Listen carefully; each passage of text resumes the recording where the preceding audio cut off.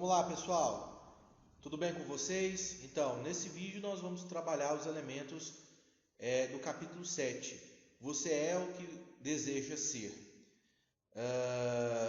Primeiramente, aqui, para a gente poder discutir esse capítulo, vamos ter que trabalhar com uma concepção importante da filosofia, que é a ideia de liberdade ou de livre-arbítrio.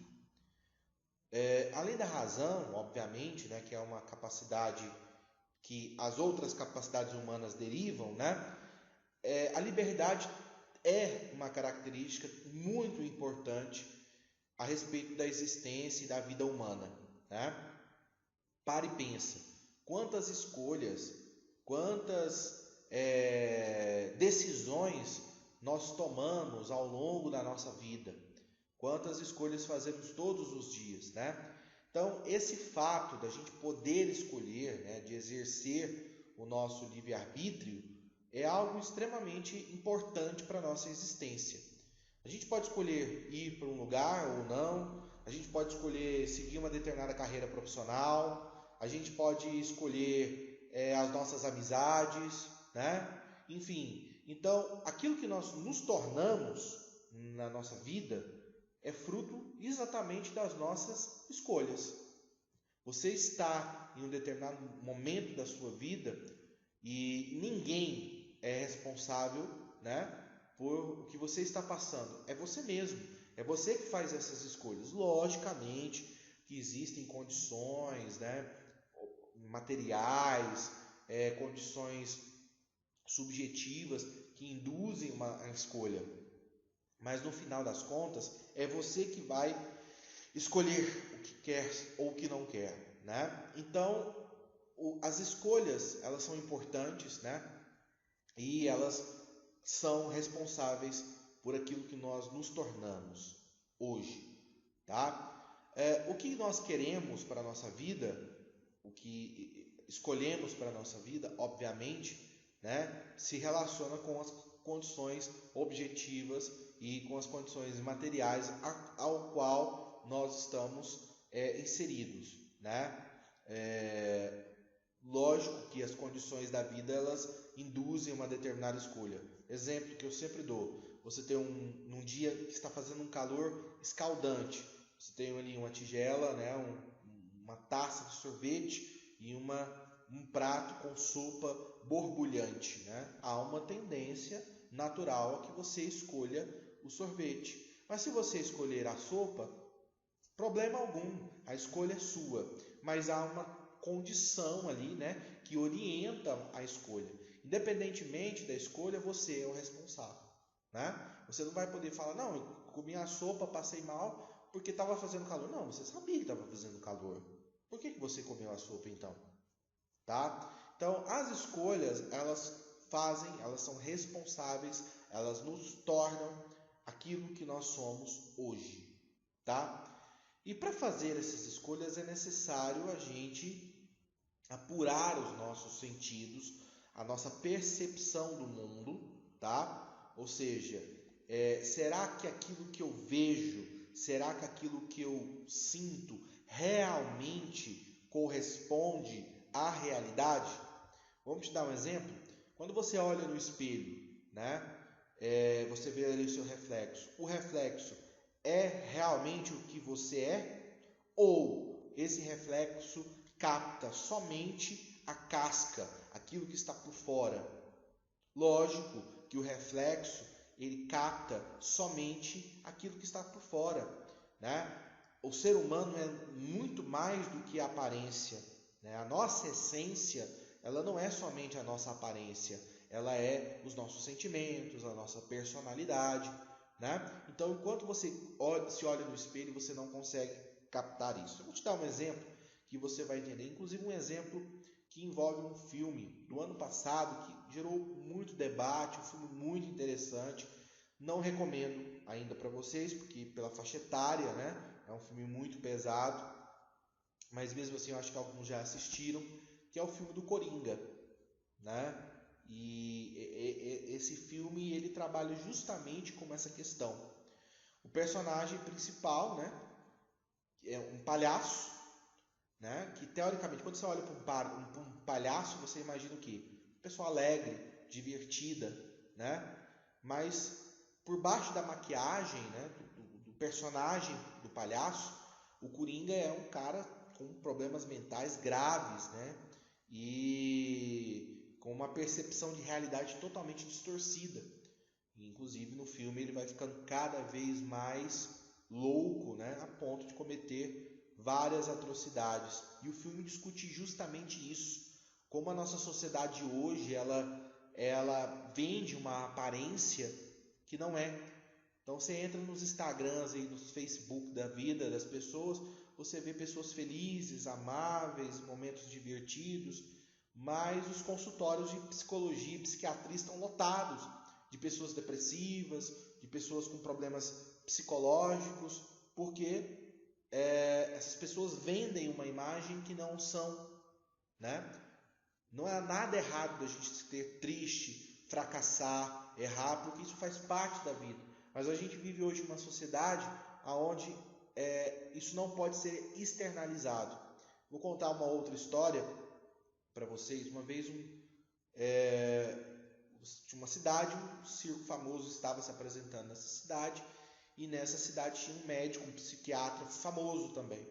E um determinado dia um paciente chegou ao seu consultório relatando: olha, eu estou com um problema, eu penso muito, né, pensamentos negativos, uma pessoa triste, depressiva.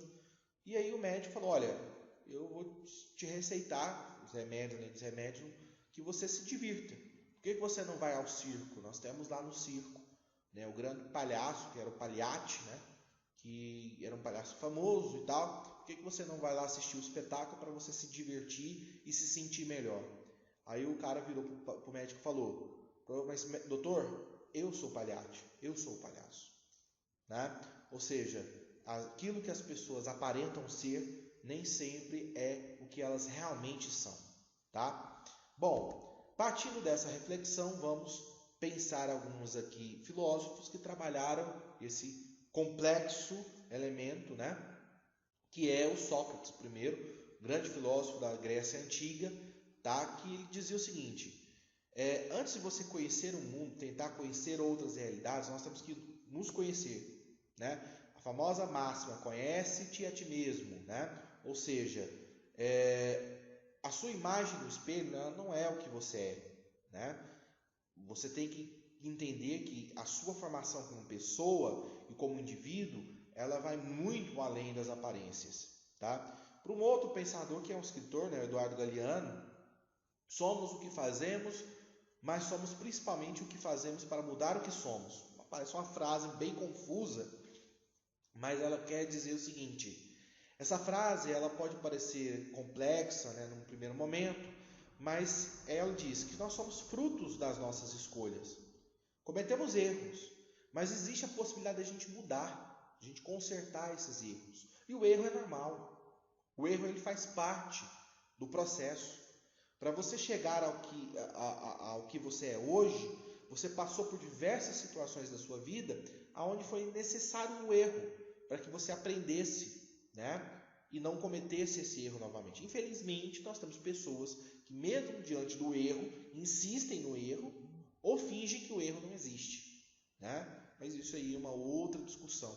Então, nós estamos trabalhando aqui, são duas questões. Primeiro, a necessidade do autoconhecimento, né? A necessidade de você entender que você não é só uma aparência, você é essência, né? Que você tem qualidades, que você tem dentro de si mesmo elementos que tornam você um ser único e especial, e que ao mesmo tempo, ao longo da vida, você vai fazer escolhas, às vezes essas escolhas vão dar errado, mas que isso faz parte do processo, e é importante que você pense que os posicionamentos, a forma de você ver o mundo, a forma de você pensar como é que funciona as realidades, que isso pode ser mudado. Então, não adianta, você pode mudar de opinião, de posição, e isso não é errado, isso é maravilhoso. Quando uma pessoa reconhece que uma determinada visão é limitada e ela muda esse posicionamento, isso é o que faz com que a gente cresça como seres humanos, beleza? Bom, Durante séculos, a filosofia debateu esse tema e a gente vai encerrar falando de um filósofo que estudou muito essa questão, que é o Charles Taylor, né? Tem uma reflexão muito profunda, muito interessante sobre essas questões. Para ele, a capacidade de fazer escolhas e tomar decisões, avaliando, né, as condições a qual você está envolvido, é algo estritamente humano, tá? Se eu colocar, por exemplo, imagine que você está passando por uma rodovia e presencia um acidente. Tem 3 pessoas dentro do carro e você pode salvar somente uma. A escolha vai ser sua. Então, esse elemento de escolher, de condicionar a escolha, é próprio do ser humano. Então, você vai avaliar a situação e você vai usar algum critério. Você vai salvar o mais novo, porque esse tem mais chance de sobreviver e, consequentemente, tem uma vida pela frente. Os outros, que são mais velhos, já viveram bastante. Você vai escolher aquele que está menos ferido, aparentemente. Você vai escolher aquele que você olhou, te deu mais pena, mais dó, sei lá, né? Enfim, então essa capacidade de escolha ela é condicionada a nós, seres humanos. Só nós, humanos, podemos fazer esse desprendimento da escolha, né? No decorrer da vida, a gente acumula inúmeras experiências, ensinamentos, práticas culturais, que criam uma espécie de lente, né? Que nos ajuda a ver o mundo de uma forma própria, né? Então, aquilo que você julgue certo para a sua escolha, talvez não seja certo para a escolha do seu colega, por exemplo, né? Então, suponhamos, vamos voltar ao exemplo do prato de sopa e de sorvete. Está um dia quente, absurdamente quente, né? A lógica diz no sentido, você vai escolher o sorvete, mas você vai ter um cara lá, né? Toda vez que eu dou esse exemplo, tem um sujeito, eu quero a sopa. Ou senão, você, eu vou misturar a sopa no sorvete. É impressionante, né?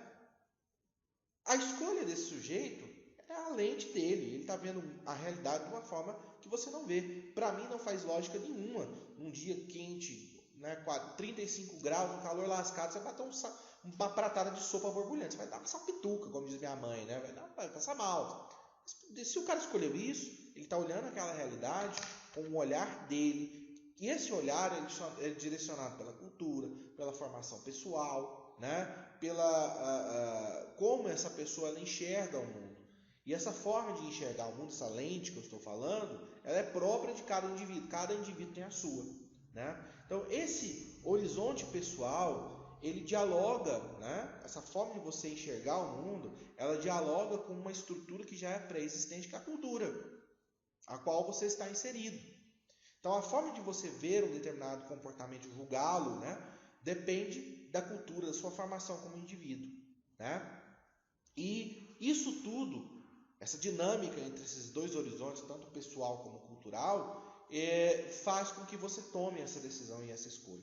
Isso acontece dentro da nossa mente quase de forma instantânea, né? Quase de forma instantânea, beleza? Vou te dar um exemplo. O racismo é uma porcaria, é horrível, é terrível, não deveria existir. Mas nós somos racistas, independentemente da nossa vontade. A nossa cultura é uma cultura racista. Você está andando nas ruas de Rio Verde, 10 horas da noite, um sujeito montado numa CG Titan, negro, com um óculos, bermudão, chinelão, dá o balão e vem em sua direção. Você vai fazer o quê? Vai começar a rezar. É assalto. Você está sendo preconceituoso? Lógico. Você está sendo, obviamente, né? Você está julgando o indivíduo pela sua cor, pelo modo que ele está vestido, pelo carro, pelo meio de transporte que ele está conduzindo. Mas a escolha de você sentir medo e correr ou reagir de alguma forma, ela é construída numa base cultural.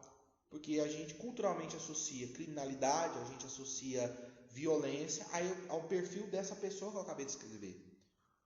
Independentemente de você querer ou não, né? Então aqui como esse horizonte da cultura, ele influencia na sua escolha, no seu horizonte pessoal. Beleza? Isso é um exemplo para você entender isso. Certo, pessoal? Então é isso. Fiquem com Deus. Até a próxima.